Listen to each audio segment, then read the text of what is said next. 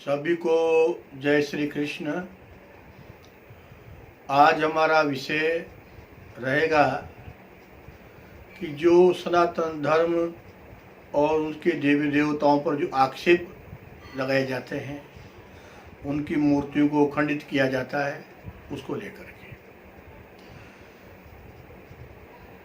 प्रथम तो सभी से मैं आग्रह करूंगा कि मेरे चैनल को रघुनाथ ज्योतिष परिषद एस्ट्रोलॉजर इस नाम से जो यूट्यूब पर चैनल है उसको सब्सक्राइब करें, लाइक कर दें, घंटी को बजा दें, ताकि इसका लाभ और धर्म प्रेमी बंधु भी ले सकें। आजकल एक मुहिम चला दी है वामपंथियों ने और धर्म को खंडन करने वाले लोगों ने। हालांकि इस प्रकार के लोग पहले युगों में भी हुए हैं, देव दानव संग्राम हुए हैं, अभी भी इसी प्रकार की स्थिति धीरे धीरे बन रही है। लोगों ने घर में माँ सरस्वती की, माँ गायत्री की, या हनुमान जी की, भगवान राम की, या अनेक देवी देवताओं की मूर्तियां लगा ली, तस्वीरें लगा ली। और अब क्योंकि वामपंथियों के द्वारा उनका ब्रेन वॉश हो गया, तो वो उन मूर्तियों को हथौड़े मार मार करके तोड़ रहे हैं और ये भी कहते नजर आते हैं कि ये सरस्वती है, ज्ञान की देवी मानी जाती है। तो फिर यहाँ लोग अशिक्षित क्यों थे? उनको ये पता नहीं है कि शिक्षा का प्रारंभ ही भारत की भूमि से हुआ है। जब सारी दुनिया अनपढ़ थी, अशिक्षित थी, तब भारत में वेद थे और वेदों के बाद 5000 साल पहले पुराण लिख दिए गए थे। हालांकि वेद किसी ने लिखे नहीं है। वेदों के लिए श्रीमद् भागवत के 6वें स्कंद के प्रथम अध्याय में लिखा कि वेद प्रणीतो धर्म हे धर्मस्य द्विपर्य है, वेदो नारायण साक्षात स्वयं भूरिति सुश्रुम। अर्थात वेद परमात्मा की, नारायण की, ईश्वर की श्वासों से प्रकट हुए हैं। उनको लिखने की क्षमताएं संसार के प्राणियों में नहीं हो सकती। उसके बाद उन्होंने ब्रह्मा को सुनाया, ब्रह्मा ने अनेक ऋषियों को सुनाया, उसको कहा गया श्रुति। तो वो विषय अलग है, उस पर भी कब हम आगे चर्चा करेंगे। लेकिन जो ये कह रहे हैं कि यहाँ भारत में लोग अनपढ़ क्यों रह गए, तो उसका मैं उत्तर दे रहा हूं कि सारी दुनिया जब अनपढ़ थी तब यहाँ पे वेद थे, यहाँ पुराण थे, उपनिषद थे, 6 शास्त्र थे। फिर ये कहते हैं कि ये अशिक्षित कैसे हो गए, अनपढ़ कैसे हो गए? तो अनपढ़ होने का कारण रहा कि जब देश में लुटेरों का प्रवेश हुआ, और जब देश में लुटेरों का प्रवेश हुआ तो उन्होंने तक्षशिला, नालंदा जैसे महान विश्वविद्यालय हमारे इस भारत में थे, उन्होंने उनको तोड़ा, उनमें आग लगाई। 6 महीने तक धुआं आग जलती रही। इतना ज्ञान, इतने शास्त्र हमारे पास थे, इतने इलाज करने की, औषधियों की ज्ञान, ऐसी पुस्तकें हमारे पास थी। तो जो लोग कह रहे हैं कि सरस्वती की पूजा करने से क्या होगा, या अज्ञानता, या ज्ञानता नहीं है। पूरा विश्व का सबसे ज्यादा ज्ञान अगर था तो इस भारत भूमि में था। लेकिन आज जो लोग उन मूर्तियों को खंडित कर रहे हैं और भगवान बुद्ध का जय जयकार कर रहे हैं, लेकिन उनको पता नहीं है कि ये जो भी विश्वविद्यालय थे या भगवान बुद्ध के द्वारा स्थापित शिक्षाएं दी जाती थी, और उन आक्रांताओं ने उन्हीं को तोड़ा था सबसे पहले। अफगानिस्तान में भगवान बुद्ध की प्रतिमाएं तोपों से किसने उड़ाई थी? तालिबानियों ने। लेकिन गालियां किस में दी जा रही है? हिंदू धर्मावलंबियों को, सनातन धर्मावलंबियों को, और जो इसी को मानने वाले थे, इसी के अंग थे, वही उनमें गालियां दे रहे हैं। ये बड़े आश्चर्य की बात है। नालंदा को, तक्षशिला को जलाया विदेशी आक्रांताओं ने। अफगानिस्तान में भगवान बुद्ध की प्रतिमाओं को तोप से खंडित किया विदेशी आक्रांताओं ने। लेकिन गालियां देंगे हिंदू में, सनातनियों में। तो जो ये कह रहे थे कि सरस्वती की पूजा करने से लोग अनपढ़ रह गए, तो ऐसा नहीं है। और फिर रहा घर में एक फोटो लगा लेने से या अगरबत्ती लगाने से ज्ञान प्राप्त नहीं हो सकता। उसके लिए गुरु की आवश्यकता होती है, अध्ययन करना पड़ता है, सद्मार्ग पर चलना पड़ता है, और जिस देवी से ज्ञान प्राप्त करना चाहते हैं उसका तप करना पड़ता है, उसके मंत्र का जाप करना पड़ता है, तब जा करके वो उसके अंदर शक्ति प्राप्त होती है। ऐसे लक्ष्मी के लिए करें कि लक्ष्मी जी का फोटो घर घर में भारत में है, दीपावली को लक्ष्मी की पूजा होती है, लेकिन सबसे ज्यादा गरीबी फिर भारत में क्यों है? प्रथम तुम्हें ये बता दूं कि भारत में सबसे ज्यादा गरीबी नहीं है। भारत आज विश्व की चौथी आर्थिक शक्ति है, लेकिन किसी जमाने में ये विश्व की प्रथम महाशक्ति थी।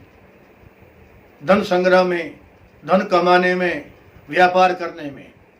और यहाँ तक कहा गया है कि पूरे विश्व की 30% व्यापार भारत से हुआ करता था, और वो धन सोने के रूप में यहाँ आता था। इसलिए उसको कहा जाता था सोने की चिड़िया। सोने की चिड़िया किसी भी देश को नहीं कहा जाता है, केवल भारत को कहा जाता था। लेकिन कुछ लुटेरे संघ बना करके आए कि लूट का माल आपस में बांट लेंगे, और उन्होंने मार काट की और धन को लूट करके ले गए। फिर रही बात की लक्ष्मी का पूजन करने से धन, तो आज भी जो लक्ष्मी का आराधना करते हैं, उपासना करते हैं, तो वो या उनकी संतानें धनवान हैं। अग्रसेन महाराज का उदाहरण सबसे बड़ा है, जो क्षत्रिय थे और उन्होंने फिर माँ लक्ष्मी की आराधना की। लक्ष्मी जी ने कहा तू वैसे हो जा, व्यापार कर। आज भी उनकी जो संतानें हैं वो धन संपन्न हैं। तो ये जो कह रहे हैं कि लक्ष्मी की आराधना से क्या हो सकता है, तो लक्ष्मी की आराधना से धन प्राप्त होता है, लेकिन उसके लिए कर्म भी करना पड़ेगा। केवल लक्ष्मी जी का फोटो लगा दिया और फिर उसको फाड़ करके फेंक रहे हैं कि इनसे कोई धन प्राप्त नहीं हुआ, ऐसे होगा भी नहीं। फिर रही बात हनुमान जी की कि ये पहाड़ उठा लाए थे, लंका इनसे नहीं उठी।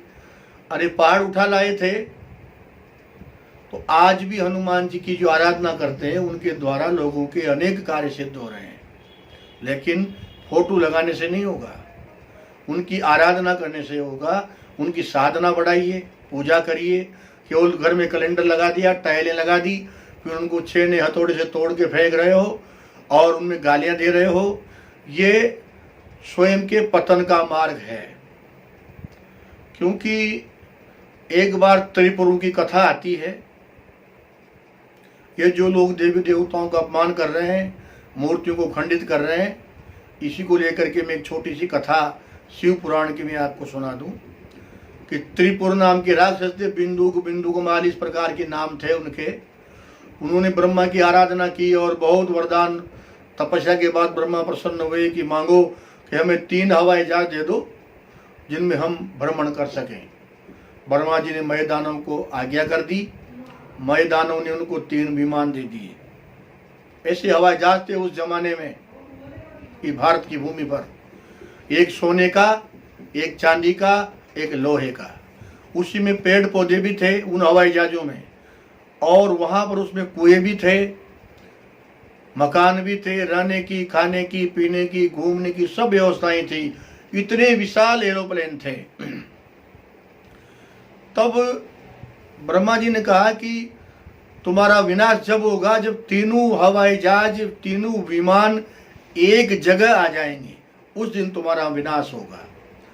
तब क्योंकि वहां धर्म फलीभूत था, धर्म करने वाले थे, सुख समृद्धि थी और पूरे ब्रह्मांड में वो घूम रहे थे, विचरण कर रहे थे बिना पेट्रोल डीजल के। तब देवताओं ने कहा कि प्रभु ये सृष्टि को चुनौती दे रहे हैं, इनका विनाश होना चाहिए। तो भगवान नारायण ने एक मुनि प्रकट किया जो दिगंबर भेष था और उसने कहा कि देखो ये शिव कुछ भी नहीं है, ये देवता कुछ भी नहीं है और तुम इनको तोड़ करके फेंक दो, गाय की पूजा करना बंद कर दो और इन साधु ब्राह्मणों को मारो, तब तुम्हारा कल्याण होगा। और उन्होंने यही किया, मूर्तियों को खंडित कर दिया। जहाँ रोज मंदिरों में घंटा नाद बजते थे वो बंद हो गए, सेवा पूजाएं बंद हो गई, दान देना बंद हो गया, गौ सेवा बंद हो गई, संत ब्राह्मणों की सेवाएं बंद हो गई। तब धीरे धीरे पाप बढ़ने लगा। तब शंकर भगवान ने कहा कि अब इनका नष्ट होने का समय आ गया है। और तब भगवान शिव ने जब तीनों उनके विमान एक जगह आ गए तो एक ही त्रिशूल से उनका नाश कर दिया। और इसीलिए भगवान शंकर का नाम हुआ त्रिपुरारी, यानी कि तीन पुरों का नाश कर देने वाले। इसीलिए जो लोग कर रहे हैं, मूर्ति को खंडित कर रहे हैं, देवताओं में गालियां दे रहे हैं, तो इनके पूर्वजों का कोई पुण्य उदय हो गया होगा, इसलिए इनको आज धन संपदा प्राप्त हो रही है। लेकिन उसकी में मदान हो करके जो देवताओं का अपमान कर रहे हैं, तो मुझे लगता है कि इनकी स्थिति उन तीन पुरों वाली होगी, ये निश्चित है। तो हनुमान जी की आराधना करने से कोई कहते हैं शक्ति कुछ नहीं मिलती, क्या फायदा है? अरे हनुमान जी की आराधना की थी भीम ने। आज भी बद्रीनारायण के 3 किलोमीटर आगे आकर के आप जाकर के देखोगे, वहाँ भीम पुल है और उस भीम ने अकेले ने अपनी भुजाओं से उठा करके उसको सरस्वती नदी पे डाला और पुल बन गया। कोई वहाँ निर्माण करने की जरूरत ही नहीं हुई, आवश्यकता ही नहीं पड़ी। तो ये हनुमान जी की आराधना का फल है। लेकिन फोटो लगाने से, अगरबत्ती लगाने से वो फल नहीं मिलता, उसके लिए तप करना पड़ता है, साधनाएं करनी पड़ती है, तब जाकर के वो शक्ति प्राप्त होती है। तो मैं कहना चाहूँगा कि भगवान बुद्ध भी सनातन धर्म में 24 अवतारों में माने जाते हैं। भगवान बुद्ध का नाम जप रहे हैं वो भी अच्छी बात है, उसमें कोई बुराई नहीं है। लेकिन भगवान बुद्ध का नाम लेकर के और अन्य देवी देवताओं का अपमान किया, इसमें बुराई है। 24 अवतारों में से कोई भी किसी आराधन को माने, उसमें कोई बुराई नहीं है। वो भगवान बुद्ध को माने, भगवान राम को माने, वो देवताओं का आराधन करे, उसमें कोई परेशानी वाली बात नहीं है। लेकिन भगवान बुद्ध का नाम लेकर के उनकी आड़ में देवताओं के चित्रों को फाड़ करके फेंकना, उनको हथौड़ों से तोड़ करके फेंकना, उनमें गालियां देना, ये वास्तविकता में ही ये उनके पूर्व जनित संस्कारों को दर्शाता है कि इनके संस्कार किस प्रकार के रहे होंगे। अरे आप बुद्ध परंपरा को मानते हो, अच्छी बात है, आपका स्वागत है, हम भी मानते हैं, क्योंकि 24 अवतारों में भगवान बुद्ध का नाम है। इसीलिए सनातन धर्म के मानने वालों ने हमेशा भगवान बुद्ध का सम्मान किया है और मानते हैं। आज भी हम जब संकल्प बोलते हैं तो बोधावतारे वर्तमान स्थानामसी राजस्थान प्रांतीय पूंजी नगरी या जो भी है, तो आज भी संकल्प में बुद्ध यानी कि भगवान बुद्ध का नाम लिया जाता है, बोधावतारे। आपको पता होना चाहिए कि जब एक असुर ने, एक राक्षस ने 4000 बौद्ध महिलाओं के गर्भा से निकाल करके श्रीलंका में फेंक दी ताकि बौद्धों की जनसंख्या बढ़ नहीं पाए, तब वो ये भारत के सनातन धर्मावलंबियों ने ही श्रीलंका से मांग की कि उसको फांसी पर लटकाना चाहिए। जब अफगानिस्तान में भगवान बुद्ध की मूर्तियों को तोपों से तोड़ा गया, तब भी भारत के सनातन धर्मावलंबियों ने, हिंदू ने कहा कि हमारे आराध्य हैं, हिंदू के देव हैं और इनकी मूर्तियों का अपमान सकल सनातन धर्म का अपमान है। तो इस प्रकार से कोई भी किसी भी देवता का आराधन करे, चाहे वो गणेश जी का करे या किसी का भी करे, लेकिन इसका मतलब ये नहीं है कि वो और देवताओं का अपमान करें। मेरा कहने का अभिप्राय यही था कि आजकल जो ये परंपराएं चल गई है उनको समाप्त करने की आवश्यकता है। ये देश में ऐसा न हो जाए कि गृह युद्ध की स्थितियां पैदा हो जाए, जिनको बाद में संभालना भारी हो जाएगा। जब एक चिंगारी उठती है उसको वहीं समाप्त कर देना चाहिए। और मैं सनातन धर्म प्रेमी से भी कहना चाहूँगा कि इसमें हिंदू दल या फला दल या अमुक अमुक अनेक नाम के दल बने हुए हैं। अगर इस प्रकार के लोग इस तरह की राक्षस प्रवृत्तियां करना नहीं छोड़ते हैं तो उन पे केस दायर करना चाहिए, ताकि जब ये इस प्रकार का अधर्म का अंकुर फूट रहा है उस समय उसको मसल दिया जाए। नहीं तो ये बहुत बड़ा वृक्ष होकर के पूरे देश में गृह युद्ध की स्थिति पैदा करेंगे। ये संभावनाएं बनती जा रही है और हम आपस में ही एक ही धर्म के लोग आपस में वैचारिक मतभेद करके लड़ेंगे और इससे विदेशी आक्रांताओं को लाभ होगा। मैं एक बार पुनः कहना चाहूँगा कि जो भी इस तरह का कृत्य कर रहे हैं वो इसको बंद कर दें। अच्छी बात है, भगवान बुद्ध की पूजा करें, हम भी उनका नाम लेते हैं। शास्त्रों में भी गुरु पुराण से लेकर के सब शास्त्रों में भगवान बुद्ध का वर्णन आया है। लेकिन आप कहेंगे कि उनकी फिर मंदिर क्यों नहीं है, मूर्तियाँ क्यों नहीं है?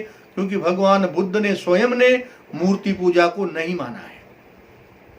इसीलिए सनातन धर्म में उनका नाम केवल संकल्प में लिया जाता है। कोई भी पंडित जब पूजा कराता है तो आप ध्यान से सुनो तो वो बोलेगा पूरे संकल्प में कि बोधा अवतारे, संकल्प के बीच में बात आती है। तो मैं इतना ही कह करके आप सभी को एक बार पुनः कहूँगा कि आप इन जो घटनाएं हो रही इन पे ध्यान दें और इनको समाप्त करें।